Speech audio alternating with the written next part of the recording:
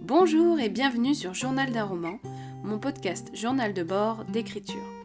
Je m'appelle Amandine Delecré, j'ai 34 ans, et en ce moment je travaille sur un roman fantastique historique du nom d'Augustine.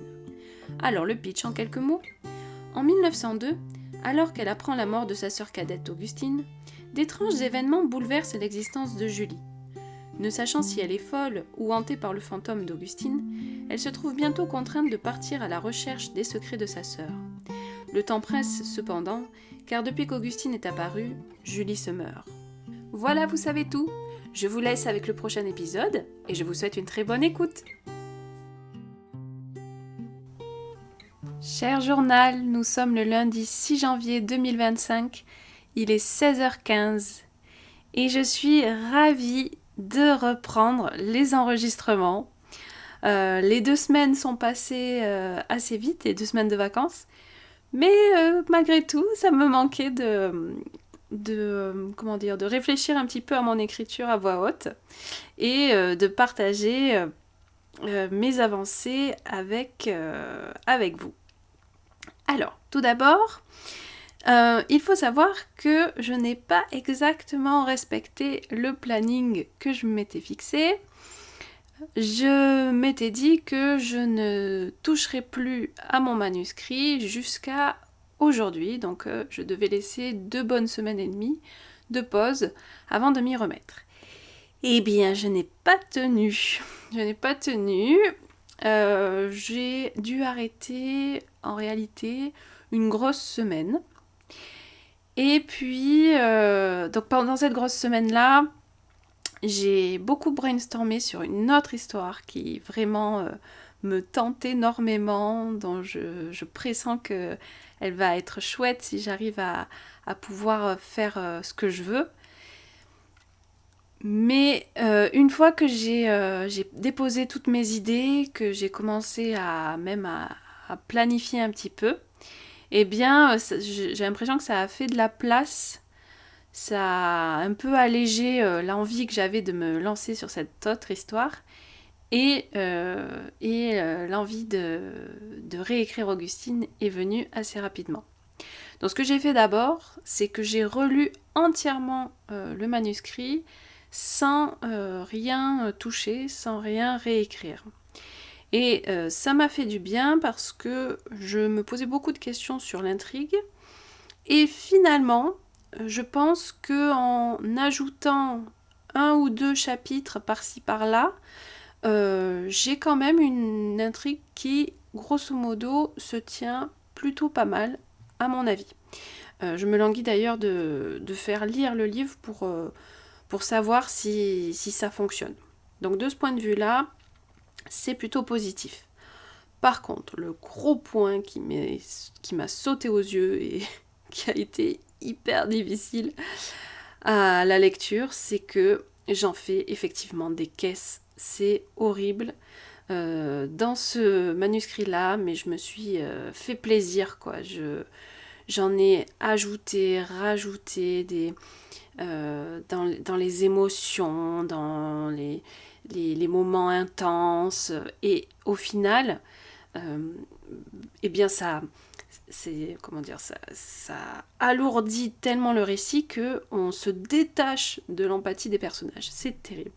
Et dire que ma chère Aurélia a lu la première partie de ce texte écrit dans ce style-là, franchement, bravo à elle, parce que moi-même, j'avais envie de me claquer.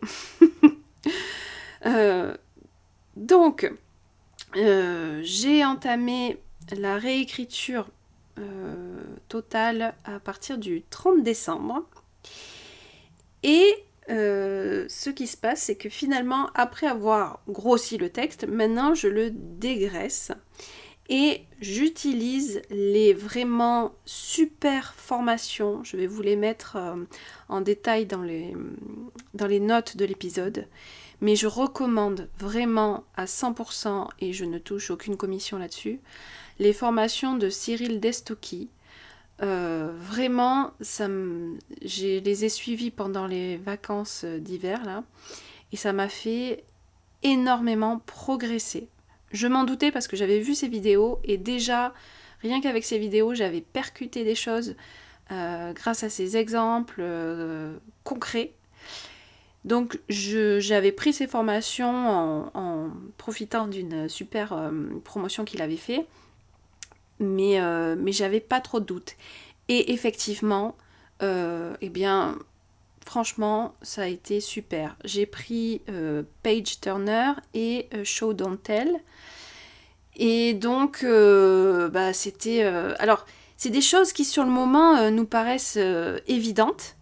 Sauf que pour la première fois, il explique vraiment les techniques et la réflexion qu'on doit avoir pour mettre en place ces différents conseils.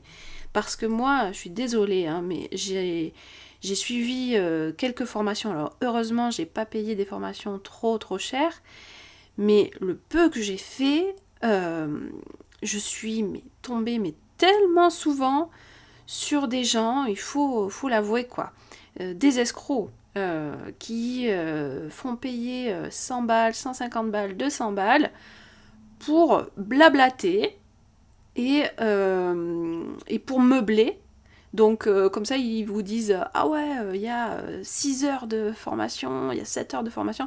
Oui parce que pendant 7 heures en fait il y a un quart d'heure qui est valable et qui va donner un truc qui va nous faire avancer. Donc je suis un peu énervée parce que je me suis fait avoir plusieurs fois, vous sentez le vécu. Hein, et donc il y a tout un business là-dessus, mais bon c'est dans l'écriture, mais je pense que c'est dans plusieurs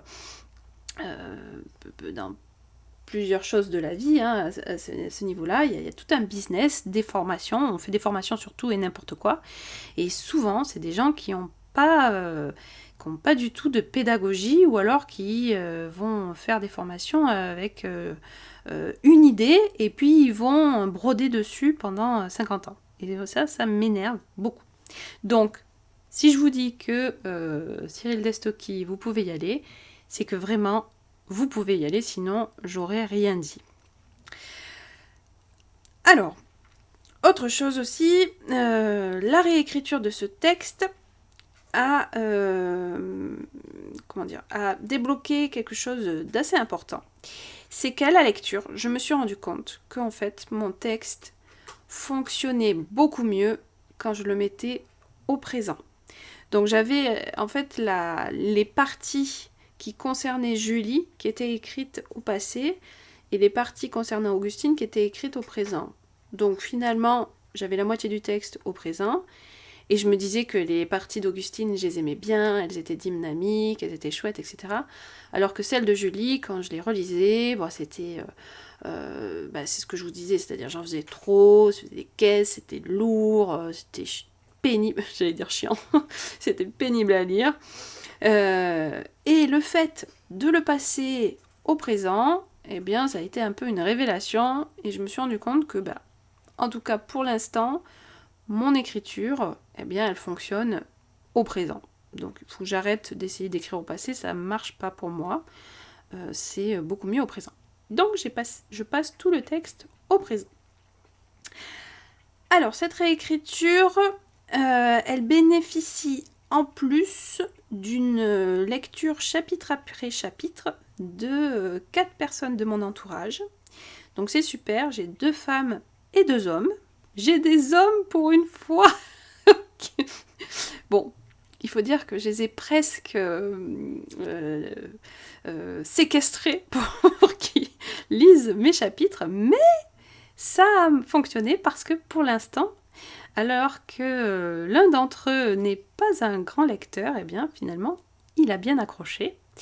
Donc je donne la béquée comme ça, chapitre après chapitre, et je prends leur retour pour essayer d'améliorer mon texte au fur et à mesure. Qu'est-ce que je pourrais vous dire de plus ? Oui, parce que j'essaye d'avancer un maximum, toujours avec l'espoir plus ou moins de pouvoir soumettre mon manuscrit avant le 31 janvier aux éditions HSN. Mais là, aujourd'hui, je me suis rendu compte que à mon avis, c'est vraiment trop ambitieux, parce que il faudrait que j'arrive à écrire au moins 2 chapitres par jour.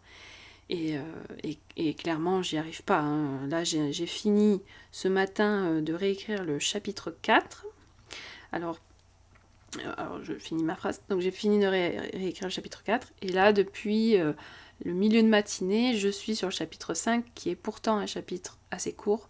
Et je ne l'ai toujours pas terminé. Donc là, mon fils va rentrer, après c'est mort. Donc voilà, ça va être très très chaud de pouvoir l'envoyer aux éditions HSN. C'est dommage parce que vraiment, je pense que j'avais peut-être une chance avec cette maison d'édition-là. Bon, on verra après.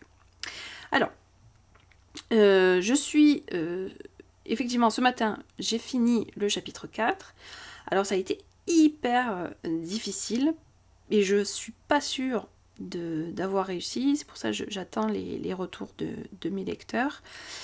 Parce que c'est un rêve... c'est un chapitre qui est un rêve, en fait, un cauchemar. Et j'essaye quelque chose, c'est-à-dire que je l'ai écrit sans qu'il y ait quelques lignes avant qui expliquent que la personne dort et donc qu'elle rêve. Je me suis dit, je tente par mon écriture de laisser des indices au lecteur pour que assez rapidement ils comprennent que c'est un rêve et qu'il n'y ait pas cet agacement de se dire mais attends, de quoi elle parle, c'est n'importe quoi, ce qu'elle raconte, etc. Je ne sais pas si j'y suis arrivée. Alors, ce qui est super, c'est que l'une de mes lectrices, qui est ma tante, elle est intraitable et ne me fera pas de cadeau. Donc je ne lui dis pas que c'est un rêve. Je vais attendre, je vais lui envoyer et on va voir ce qu'elle me dit. Je suis certaine que si ça marche pas, elle va me le dire direct et je changerai ma façon de faire. Je me dis que peut-être je peux vous lire le tout début de ce chapitre et si vous avez des idées, vous pouvez m'envoyer un message sur Instagram. Je serai curieuse de savoir ce que vous en pensez. Donc c'est parti, je vous lis les premières lignes de ce chapitre 4. Le froid. Voici la première chose dont je prends conscience. J'erre. Il m'est impossible de savoir où je me trouve. Sous la plante de mes pieds, il n'y a que du vide. Je flotte dans un océan sans vagues. Et pourtant je marche. Je pourrais tout aussi bien arpenter les entrailles de la terre, car nulle étoile n'éclaire ma nuit. Mais la destination même de mes pas m'est inconnue. Je m'en aperçois à présent, et voilà que je flanche. Du sable emplit ma poitrine, tandis qu'une glu implacable ralentit mes mouvements. Avancer me coûte une énergie que je ne possède pas. Où suis-je ? La question ne m'effleure que maintenant. Des milliers de voix susurrent à mon oreille un langage confus d'images et de souffles. Je ne comprends pas ce qu'elles me disent. J'ai conscience d'avoir peur et de ne pas aimer ça. Ohé ! Un écho me revient, presque moqueur. Ohé ! Comme si je pouvais en découvrir l'origine, je tourne ma tête de part et d'autre, le crâne entravé par des filets invisibles. La lutte est âpre et ne rapporte rien. Mes yeux ne fouaillent qu'un noir d'encre. « Élise !» appelai-je alors. « Élise !» Des frissons hérissent ma chair et en dessous mes os gelés menacent de se briser. Il neige. Je sens les flocons s'amonceler sur ma peau. « Élise ! Élise ! Élise ! Élise !» Voilà. Bon, désolée pour la lecture. C'est pas toujours facile. Donc voilà, donc tout le chapitre est écrit un peu comme ça. On va voir si ça fonctionne ou si c'est trop sibyllin pour qu'on puisse comprendre. Voilà, qu'est-ce que j'avais d'autre à vous dire ? Oui, dans cette réécriture, donc je dégraisse à fond et j'essaye vraiment que chaque phrase ait un sens et que chaque phrase fasse avancer l'histoire. Voilà, j'essaye d'arrêter de me perdre dans mes délires de prose qui à force de partir dans tous les sens, ne veulent plus rien dire. En fait, mettre des mots à côté les uns des autres et se dire que ça fait joli, c'est sympa 5 minutes, mais ça montre juste que je maîtrise pas, quoi. Donc, voilà. Euh, le chapitre 5, donc là, c'est la trame d'Augustine. Et pourtant, c'est pas un chapitre compliqué, c'est un chapitre que je maîtrise bien, mais dur de se concentrer, quoi. Dur de me concentrer. Écoutez, on verra si j'arrive à... Faudrait que j'arrive à grappiller quelques dizaines de minutes dans la soirée. Je sais pas si je vais y arriver. Ça m'énerve de pas le terminer. Je suis presque au bout, mais il reste quand même encore un peu. Voilà ce que j'avais à vous dire sur Augustine. Ah oui, juste pour l'anecdote, en parlant de retour, j'ai reçu le 24 décembre, donc la veille de Noël, un retour particulier concernant Après l'orage. Donc Après l'orage, c'est mon premier roman. Et c'est une romance, donc une histoire d'amour entre un berger et une militante pro-loup. D'ailleurs, si vous voulez le lire, il est actuellement sur Fixia parce qu'il participe au concours Green Flag. Bref, avant le concours, j'ai envoyé ce texte en soumission. Pour ce texte, je n'avais reçu qu'un seul... j'avais reçu 2 retours intéressés. Un retour positif d'une éditrice qui me demandait le synopsis. Et une fois que je lui ai envoyé, j'ai plus de nouvelles.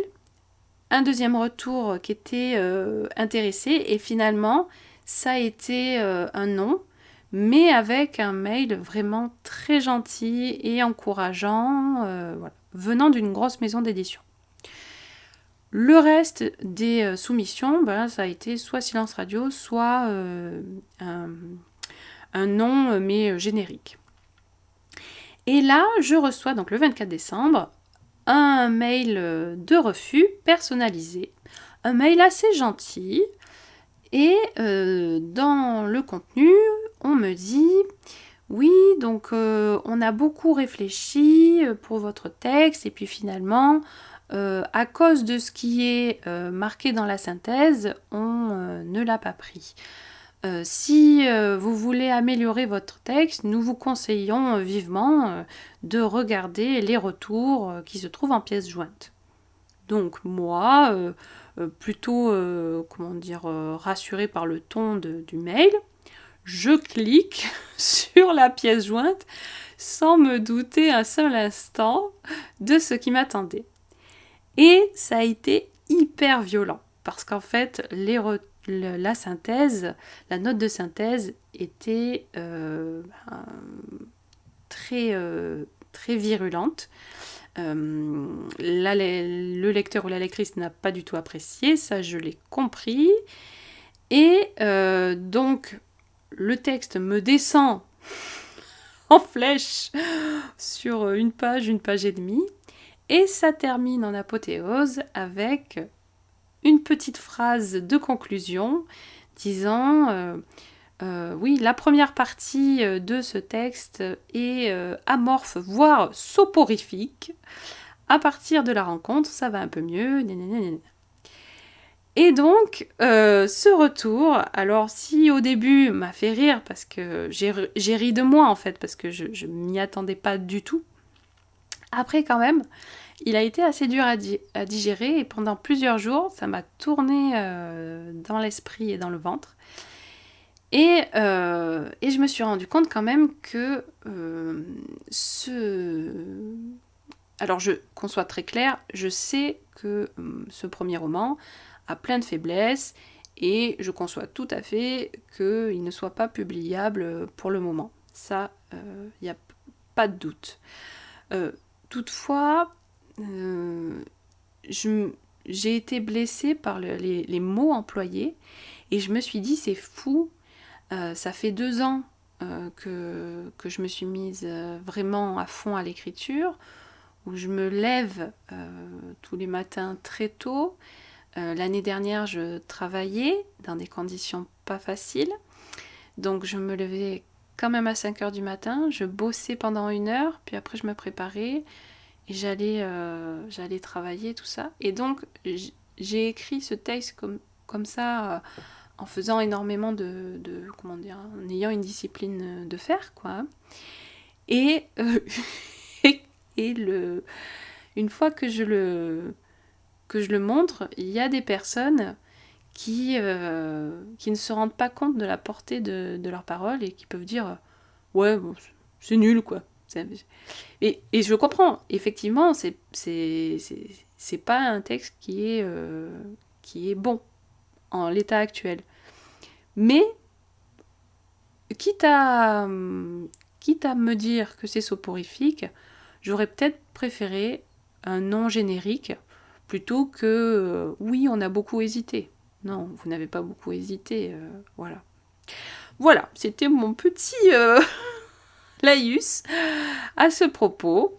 Sinon, le concours Fixia continue. Je suis à plus de 6000 likes. Et puis là, de toute façon, en ce moment, je suis à fond sur Augustine et j'espère vraiment pouvoir un jour montrer que j'ai, à mon avis, progressé quand même dans l'écriture. Je vous dis bonne soirée et puis à demain. Cher journal, nous sommes le mardi 7 janvier 2025 et il est 15h tout pile. Alors finalement, hier, je me suis battue jusqu'à 20h passées, mais j'ai réussi à terminer le chapitre 5. Sauf que ça m'a donné une bonne leçon, parce que plus la journée avançait, plus je me forçais à me mettre devant mon texte et moins j'en avais envie, plus c'était compliqué.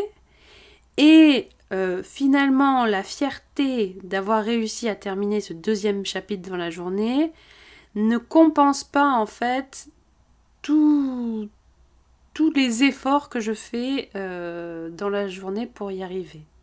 Donc tout ça pour dire que j'ai décidé de laisser tomber l'appel à manuscrit des éditions de L'Homme sans nom. Alors ça me fait assez mal au cœur parce que vraiment, ça fait partie des rares maisons d'édition qui ont une catégorie entièrement dédiée au fantastique.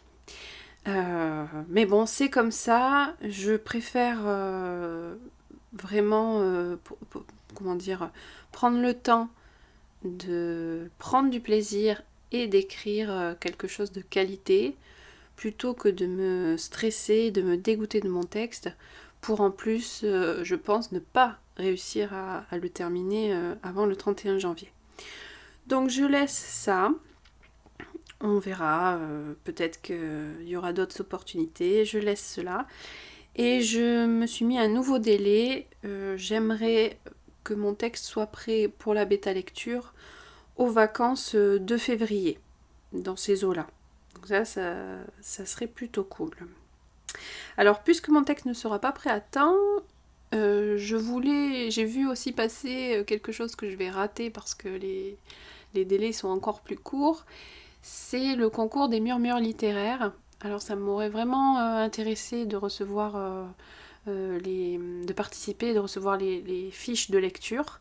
Mais eux, c'est encore pire parce que il faut soumettre le texte entier avant le 18 janvier. Donc bon, c'est pas possible et j'ai pas envie de leur envoyer la version précédente parce que je sais déjà, moi je vois déjà les gros éléments qu'il faut changer. Ça serait une perte de temps et j'en ai pas envie. Donc puisque je ne serai pas prête à temps, je me suis posé la question de tenter de devenir jury dans ce concours pour juste cette année-là. Alors par contre, la sélection demande demande un sacré boulot parce qu'il faut faire 2 fiches de lecture.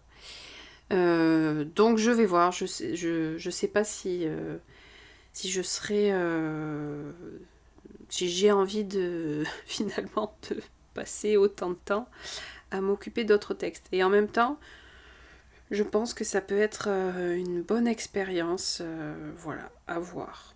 À voir, à voir. Autre chose que j'ai vu aujourd'hui, alors bien sûr j'ai pas marqué là sur mon petit cahier, je vous le mettrai dans les notes.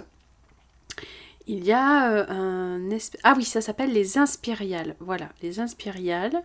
Donc c'est un webinaire qui va se passer en février, qui est un ensemble de plusieurs masterclass de plusieurs auteurs, dont deux que j'apprécie, Estelle Faye et Lionel Davoust. Et donc il y a ces 5 masterclass, il y aura une séance de coaching de groupe et pour ceux qui prennent le pass VIP, il y a possibilité de faire lire un extrait de son roman à un des auteurs qui participent et d'avoir un entretien avec cet auteur pendant 1 heure. Donc j'avoue que ça me tente beaucoup. Alors bon, c'est une somme, c'est 350 €. Donc c'est un peu ça qui me retient pour l'instant. Et puis il faut que je m'organise pour être sûre de... comme ce sera des visios, pour être sûre que les hommes n'interviendront pas dans mon espace de bureau sur plusieurs jours d'affilée. C'est ça qui me retient un peu, quoi. Mais la possibilité de faire lire, moi j'aimerais vraiment faire lire mon début à Estelle Faye, parce que elle a écrit un bouquin qui est dans la même veine, enfin en tout cas dans ce fantastique historique là qui me plaît beaucoup et que j'ai adoré. Ça s'appelle Ouijigo et donc j'aimerais vraiment avoir son avis voilà, sur mon texte. Même si j'ai la trouille, hein, j'avoue. Donc voilà, y a ça qui, comme perspective à laquelle il faut que je réfléchisse assez rapidement. D'ailleurs, si ma famille m'écoute, c'est bientôt mon anniversaire, hein, voilà, on sait jamais. Alors, en relisant ce matin, je me suis attelée à relire quand même le chapitre 5, parce que, comme je vous l'ai dit, je l'ai fini vers 20h, sauf que comme moi je commence à écrire à 5h du matin, 20h pour moi c'est très tard. Donc j'étais pas certaine d'avoir encore toutes mes capacités intellectuelles. Et finalement, c'était plutôt correct. Alors je l'ai bien réécrit ce chapitre-là, notamment le début, parce qu'en fait je me suis rendu compte que dans mon manuscrit, j'ai plein de scènes où j'ai les personnages qui soit se réveillent, soit reprennent conscience. Parce que, comme c'est du fantastique, on insiste beaucoup, enfin j'insiste beaucoup sur la frontière avec la folie, donc il y a des cauchemars, il y a des visions, et donc j'ai beaucoup de moments où j'ai des personnages qui reprennent conscience en fait. Et là j'avais la possibilité d'enlever, de changer le début pour pas que ça soit encore un personnage qui se réveille. Donc voilà, j'ai changé ça, j'étais plutôt contente et en même temps ça m'a permis de changer quelques petits détails mais qui à mon avis vont fluidifier ensuite l'intrigue. Une fois que ça a été fait, je me suis lancée sur le chapitre 6, donc un chapitre de Julie, où là, je réécris pour affiner un petit peu le scénario, afin qu'il soit plus réaliste, que l'évolution de mes personnages, notamment de Julie, l'évolution de ses sentiments et de ce qu'elle ressent, et des enjeux qui vont la pousser à agir soit mieux dosés, on va dire. Alors aujourd'hui, sur une journée presque complète, là, je n'ai écrit sur ce chapitre 6 que 500 mots, donc à peu près 1,5 pages. Donc c'est pour ça hein, que quand je dis que ça sera jamais prêt le 31 janvier, c'est que je vois bien que là, je sens vraiment que je fais une réécriture beaucoup plus qualitative, sauf que ça me... ça me demande beaucoup de temps parce que chaque phrase est importante et chaque phrase me demande réflexion et donc voilà. Donc voilà, c'est une phase qui prendra un peu plus de temps. Alors je suis contente parce que le chapitre 4 dont je vous parlais hier, celui qui raconte justement un cauchemar, eh bien a été validé par mon intransigeante tante. Donc je lui avais pas dit que c'était un cauchemar, je lui ai envoyé et elle a validé. Donc ça ça me rassure parce que j'étais vraiment pas certaine que ça fonctionne et puis finalement si. Donc ça c'est très bien. Elle m'a envoyé les corrections des chapitres 3 et 4, donc c'était des petits détails que j'ai fait. Et puis oui, dernière chose, pour ce chapitre 6, donc je reviens à celui que je suis en train d'écrire en ce moment, je suis vraiment contente parce que j'ai fait des recherches. Pardon, j'ai plus de voix. Donc je disais, j'ai fait des recherches parce que Julie, dans ce chapitre-là, elle travaille dans une magnanerie. Donc, comment dire, c'est l'endroit où on élevait des vers à soie. Et pour les années 1900, j'avais assez peu d'informations sur les ouvriers et ouvrières qui travaillent dans cette magnanerie. Et je suis tombée sur une photo, mais géniale, qui, donc de 1900, et qui montre exactement la tâche qu'est en train de faire Julie. Donc ça m'a... j'ai appris des choses en observant bien les personnes qui sont sur cette photo et du coup je pense que comme ça mon texte sera beaucoup plus réaliste et s'approche de la vérité. Sachant que moi j'ai fait des études d'histoire et que là dans ce cas présent je cherche à créer un semblant de vraisemblance, mais je sais très bien que je n'écris pas une thèse d'histoire. Donc voilà, j'essaye de coller le maximum à cette époque, tout en sachant que je n'ai aucune vocation à apprendre des choses historiques aux gens qui vont lire ce livre. Cher journal, nous sommes le mercredi 8 janvier 2025, il est 14h01. Et que c'est dur aujourd'hui, oh là là, que c'est dur. Je n'ai aucune motivation et ça n'avance pas. Alors je suis toujours bloquée sur mon chapitre 6, je ne sais même pas si j'arriverai à le terminer aujourd'hui. Par contre, malgré le fait que mon écriture soit très très très lente, je suis plutôt contente de la tournure dont prend le texte. Ce que j'avais pas mesuré avec cette réécriture, c'est que effectivement je serais vraiment dans une vraie réécriture, c'est-à-dire que j'ai les éléments pour chaque chapitre, mais je suis en train de les de modifier le scénario, ce qui fait que je pars assez peu de la base que j'ai en fait et que je dois tout réécrire.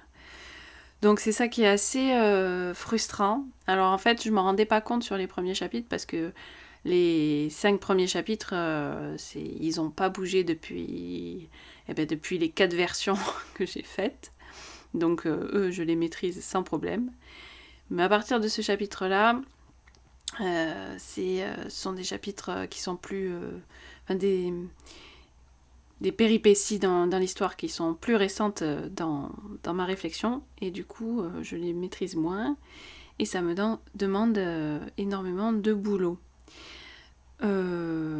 Chose positive, j'ai quand même réussi je suis assez contente de ce que ça donne, à dispenser quelques informations sur l'élevage du ver à soie. Alors, je n'y connais pas grand-chose, mais en me renseignant un petit peu, j'ai réussi à distiller quelques détails et à mettre mes personnages en mouvement dans certaines scènes, leur faire certains actes. qui, à mon avis, donne bien l'impression de véracité de ce moment-là. Donc du coup, c'est assez agréable. Et ça m'a fait penser à ma formation là, de Cyril Destocky sur le show Don't Tell. Et lui, il explique qu'il faut faire attention quand on distille des descriptions de ne pas arrêter le récit, arrêter l'histoire pour balancer des réflexions ou de la description sur un endroit particulier ou sur un personnage, etc. Et je comprends mais totalement, parce que là en ce moment je suis en train de lire Là où chantent les écrevisses de Delia Owens. Alors je sens que l'intrigue a l'air assez intéressante. Par contre, il y a dès le début, l'autrice s'arrête pendant 2 pages, 3 pages sur des descriptions, mais elle arrête le récit en fait et elle part sur ces descriptions. Et ensuite on revient au récit, mais les descriptions sont pas entrefilées avec l'intrigue, donc du coup moi ça me stoppe vraiment dans ma lecture. Donc je me dis que j'aimerais réussir à faire autrement, c'est-à-dire que les détails de descriptifs et détails d'ambiance, etc., soient instillés vraiment par mes personnages, par leur point de vue. Cher journal, nous sommes le jeudi 9 janvier 2025, il est 14h04. Pendant cet enregistrement, nous aurons le privilège d'entendre les ronronnements de Cérissou qui est revenu. Après 2 semaines de vacances, elle avait bien envie de bercer cet enregistrement. Alors, aujourd'hui, ça avance très lentement, comme depuis 2 jours. Je suis toujours bloquée sur mon chapitre 6. Ce matin, j'ai amélioré l'une des scènes qui le composent. J'ai affiné un dialogue que je trouvais pas très naturel. Et là, je suis censée m'attaquer à la dernière scène, mais qui est une longue scène du chapitre et qui est une des, pour l'instant, des plus compliquées pour moi, parce que j'ai encore un petit peu de mal à comprendre l'évolution des ressentis de mes personnages. Voilà, donc c'est un petit peu compliqué. Je suis pas dans une super forme ces derniers jours. Bon, surtout hier où j'ai eu un gros coup de pas bien par rapport de démotivation, on va dire. Des doutes, des remises en question. Où en fait ce qui se passe c'est que c'est tellement long ce travail d'écriture et c'est long et en plus c'est absolument pas certain que ça débouche sur quelque chose de concret. Donc voilà, des fois ça remue un peu, j'éprouve un petit peu un manque de reconnaissance, ce qui est normal parce que j'ai encore rien de vraiment prêt à partager et je sais même pas si ça sera partagé un jour. Donc voilà, je suis un petit peu c'est pas la grande pêche. Je pense aussi que avec mon année qui avance, eh bien je vois les mois qui passent et mes désillusions un petit peu sur ma capacité à travailler à travailler en tout cas plus efficacement. Pour travailler en termes d'horaire, je travaille énormément, je pense, mais en termes d'efficacité, c'est pas du tout ça encore. Donc voilà, je suis un petit peu là-dedans. Alors je me suis dit que ce qui certainement me chagrine comme ça, c'est que j'ai vraiment j'ai beaucoup d'attentes par rapport à l'écriture et qu'il faut que j'arrive à m'en détacher. Alors, je cherche à diversifier un petit peu mes projets, mes centres d'intérêt. Et je voulais participer au concours des murmures littéraires, mais mon texte ne sera pas prêt à temps. Donc j'ai sur un Discord une copine qui a proposé qu'on tente le test pour devenir juge dans ce concours. Et donc je me suis lancée du coup et j'ai fait la demande. Donc là, j'ai reçu les textes et je vais devoir préparer 2 fiches de lecture. Voilà, donc j'en ai lu un. Je trouve que c'est très intéressant de prendre la loupe de, de la lectrice.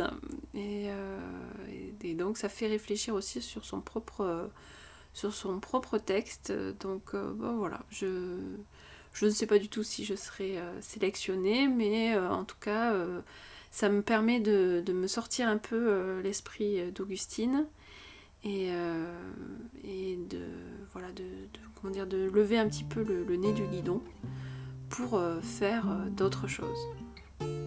Cher journal, nous sommes le vendredi 10 janvier 2025, il est 10h59. J'en profite pour enregistrer rapidement ce matin, car je pense que cet après-midi, j'aurai pas trop le temps. Alors désolée si vous entendez un petit peu le bruit des travaux, c'est toujours à côté de la maison que ça travaille. Alors, encore aujourd'hui, décidément cette semaine n'aura pas été la plus facile. Beaucoup de mal à trouver ma motivation. Donc je tâtonne pour essayer de trouver une nouvelle organisation, une nouvelle façon de faire qui me culpabilise moins, ou enfin qui me déculpabilise en tout cas, qui me permet de retrouver plaisir à travailler sur mon texte. Donc je me suis dit que j'allais surtout travailler le matin, puisque c'est là où je suis le plus efficace en fait. Et m'accorder, si j'y arrive, parce que c'est assez compliqué, mais si j'y arrive, de l'après-midi, de faire autre chose, quoi, d'aller m'aérer, de regarder des choses qui me plaisent, enfin je sais pas. On verra bien. En termes de ce que j'ai fait exactement, aujourd'hui, j'étais toujours sur le chapitre 6. J'en ressors cependant là à 11h un peu plus, satisfaite parce qu'il commence à prendre forme. Alors c'est un chapitre qui est très gros. Peut-être qu'il méritera d'être séparé en deux, je sais pas encore. Et il se termine sur un dialogue de plusieurs... assez long entre 3 personnes, 3 personnages, et je veux que ça soit que ça monte en pression et que ça débouche sur une dispute. Et donc voilà, c'est pour ça que je passe et repasse dessus pour essayer que les émotions de mes personnages soient les plus justes. Et c'est quelque chose de pas facile. Voilà, sur mon bureau, j'ai de plus en plus de carnets, c'est assez marrant. Alors j'ai mon carnet où je travaille ma main gauche, là ça va faire, là dans quelques jours, ça va faire 1 an que chaque jour j'écris quelques lignes de la main gauche pour essayer de travailler la créativité. J'ai eu cette idée sur Instagram, là, je sais plus comment s'appelle la personne qui le fait, je vous mettrai en commentaire. Donc elle, carrément, elle s'est mise à dessiner de la main gauche et de façon assez impressionnante. Donc moi, c'est juste écrire. Voilà. Elle, apparemment, ça l'a vraiment chamboulée. Elle a senti un développement de sa créativité assez intense. Moi, j'avouerai que, bon, certes, j'écris un peu mieux au bout d'1 an de la main gauche, mais je n'ai pas je n'ai pas ressenti des choses similaires, quoi. Je sais pas si ça m'a vraiment beaucoup apporté. Bon, c'est vrai qu'au début, c'était assez grisant. J'avais l'impression d'apprendre, de travailler de façon manuelle un geste assez intéressant. Mais au fur et à mesure, j'avoue que le fait que ça soit tous les jours, ça devient plus quelque chose d'obligatoire qui m'apporte pas vraiment quelque chose. Enfin, voilà, je suis pas transcendée par ce truc-là. Mais comme je me suis dit que j'allais le faire pendant 365 jours, j'y suis presque, donc autant terminer. Donc j'ai ce carnet-là. J'ai le carnet d'Augustine qui contient à la fois les recherches généalogiques et mes réflexions sur l'histoire. Et j'ai également mon agenda, j'ai le carnet qui me sert pour ce podcast où au fur et à mesure de mes sessions d'écriture, je note les points dont je veux parler dans l'épisode. Et j'ai encore un autre carnet, plus petit, qui me sert cette fois pour noter les réflexions dans le cadre des murmures littéraires. Parce qu'en fait, je suis actuellement en train de postuler pour devenir juge dans le concours des murmures littéraires. Et donc je me rends compte que c'est une association extrêmement sérieuse parce que on nous demande des choses ultra pointues et on doit passer un test avant de pouvoir devenir juge. Donc là je suis en train de le faire et c'est quelque chose d'assez compliqué. Voilà. Donc j'ai 2 textes à lire et et je dois faire 2 fiches de lecture très détaillées où je donne, je donne des pistes d'amélioration sur le texte et en même temps je pointe ce qui est bien, etc. Que ce soit au niveau des personnages, de l'intrigue, du style, de l'immersion dans le monde, dans l'univers. Voilà. Donc je pensais, au départ, j'avoue que je l'ai fait en pensant, en une après-midi, terminer le test. Et il nous donne 2 semaines pour le faire et je comprends pourquoi. Parce que c'est tellement pointilleux ce qui est demandé. Et puis il faut faire attention à la forme de nos remarques. Parce que ce sont des fiches qui seront destinées à être lues par les autrices et les auteurs. Donc il faut travailler son propre style pour que ça soit le moins blessant possible. Pour que je ne fasse pas la même erreur que la fameuse maison d'édition qui m'a laminé avant Noël. Voilà. J'arrête ici cet enregistrement. On se retrouve la semaine prochaine, même lieu, même heure, donc dimanche matin à 8h. Et puis en attendant, je vous souhaite de passer une excellente semaine et un très bon week-end. À bientôt! Voilà, la semaine est terminée. Moi je referme mon journal et je te remercie infiniment pour m'avoir écouté jusqu'au bout de cet épisode. Si tu veux en connaître davantage sur mon parcours d'écriture, tu peux me suivre sur Instagram, recherche Amandine Delecré. Et si tu veux aider le podcast, tu peux lui donner 5 étoiles et en parler autour de toi. Je te remercie sincèrement d'avance. Et il ne me reste plus qu'à te souhaiter à la semaine prochaine.